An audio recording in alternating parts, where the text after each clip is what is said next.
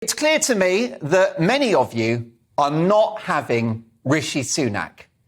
He's been characterised as a snake in the grass, a disloyal traitor, sidelining important work on the economy to plan a leadership bid, and all of that over the last 12 months when the country was in crisis. Many of you see him as a globalist, a corporate banker, pushing the technocratic dystopia of digital currencies and a cashless society. The Never Rishi crowd have even suggested the former Chancellor is signed up to the World Economic Forum and their Great Reset agenda, the architect of which is the profoundly sinister figure of Klaus Schwab, someone straight out of a Bond film, proudly announcing that in time you will own nothing and you will be happy. Welcome to hell. Sunak is not popular, it seems. Many pundits suggest that whilst he may well reach the final two candidates, Tory grassroots voters will choose any of his opponents. Now, I'm going to stand my ground in relation to Sunak, because I think he's the only one that can win the next election. And frankly, I don't want the cervix-free leader of the opposition, Beergate hypocrite Sir Keir Starmer, to become our Prime Minister. I know he got off by Durham police, but he was drinking beer at a work event at 10 o'clock at night. Now, this leadership election is actually a good news story because it's a strong field. Whilst she voted Remain, Liz Truss has been a huge proponent of global Britain as Trade Secretary with those amazing trade deals. And as Foreign Secretary, she has stood up to the monster Putin. However, she's not a commanding presence at the dispatch box. I wasn't overwhelmed by her performance on the TV debate tonight, and I don't think she's a natural performer. Now, don't get me wrong, substance is more important than style, and I've got no doubt this highly experienced politician could do a very good job. But can she win the next election and see off the threat of a Britain-hating coalition from hell made up of Labour, the Lib Dems and the SNP? I'm not so sure.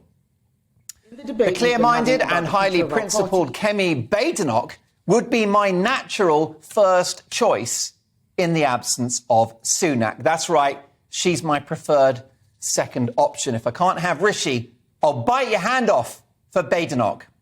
What she lacks in experience, she makes up for in vision, philosophy and personality.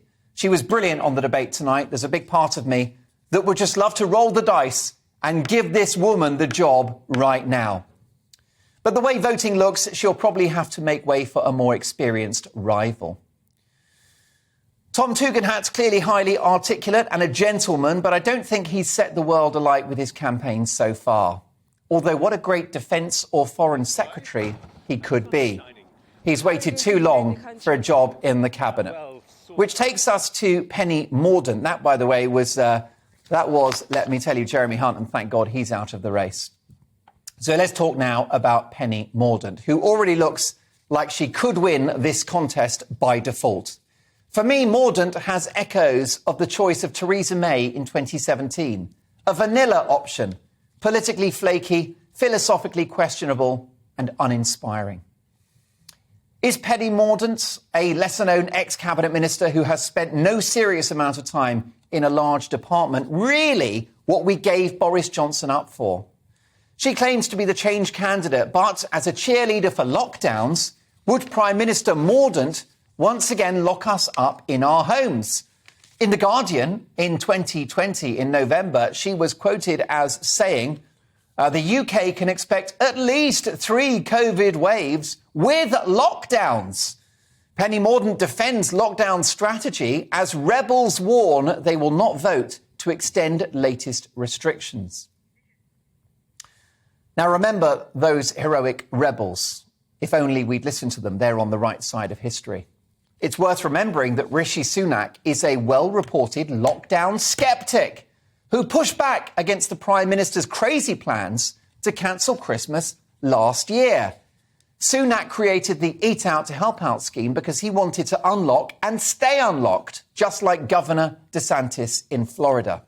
From where I'm standing, Rishi Sunak appears to be the most lockdown skeptic of all the candidates.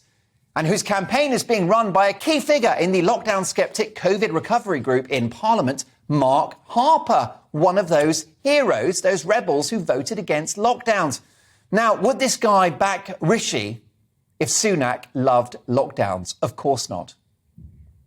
I'm also a bit tired of hearing about politicians' backstories. Yes, it's amazing what many of them have been through, but what I really care about is our next Prime Minister's policies, their political philosophy, and how they're going to get us back on the path to recovery.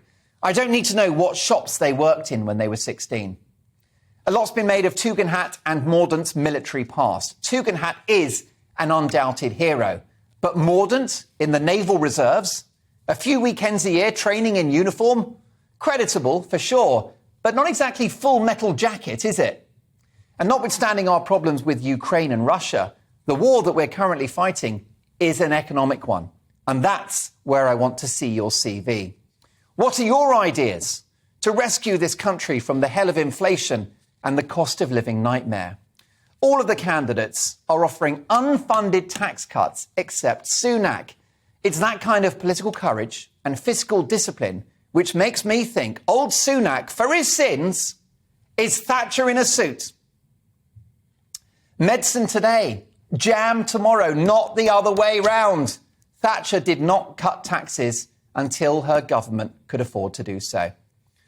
Now, whilst a majority of you can't stand Sunak, and I respect that, and I hear you, and I understand, I think we can agree that Lord Frost is a hero to all of those who voted for Brexit. Plus, he's someone that you would call a proper conservative. Well, he gave an interview to my pal, Talk Radio's Julia Hartley-Brewer this week, in which he said Mordaunt was so incompetent, he asked Boris Johnson to move her on. She was not an ally in tough negotiations with the EU, he said, and he often didn't even know where she was. Well, in the first week of September, she might just be our new Prime Minister. Be afraid. Be very afraid. A Prime Minister that famously drew up legislation in the House of Commons that referred to pregnant women as, wait for it, pregnant people. Much to the fury of Nadine Dorries, Liz Truss and Suella Braverman. And a future Prime Minister who addressed the House of Commons with this zinger. Let me say in proposing them from this dispatch box that trans men are men, trans women are women. I'm sorry, but I don't want a vagina denier in number 10. And I wasn't convinced by her gender U-turn this week at her launch. There you go, a politician already that we know to be a big flip-flopper. Plus, she's got friends in high places, including tyrannical vaccines and lab meat entrepreneur, Mr. Dystopia himself, obese health guru Bill Gates. As Michael St. George, writing in the Conservative Woman website today, points out, Gates contributed to the book that she wrote, Greater Britain After the Storm. That's right, he wrote the introduction. Well, there's a storm coming if she gets in by the sound of it. Andrew Pearce, in today's Mail, reminds us that Tony Blair said it was a very important book, which I think speaks volumes. With friends like these, who needs enemies? The likes of Blair and Bill Gates should have no influence on what happens in this country under any circumstances. Vote Mordaunt, get Gates? Well, you tell me. Now, I've got no doubt that Penny Mordaunt is an impressive person and a nice lady. And if she wins, good luck to her. I always get behind the PM, whatever their political colour, because that's how democracy works. But voters need to think very carefully about their choice. Who can fix the economy, spare us future lockdowns, unite the country and win the general election? As I mentioned, thank God the zero COVID zealot Jeremy Hunt is out of the race. And everyone on that list can do a decent job. But this is Britain, and we deserve the best of the best. And I'm pretty sure that a penny for your votes Mordaunt is not the one. In fact, I fear less is Mordaunt. So who should it be? In Liz, we trust? Tom Tugan, leave your hat on? Or Dishy Rishi, who some find fishy?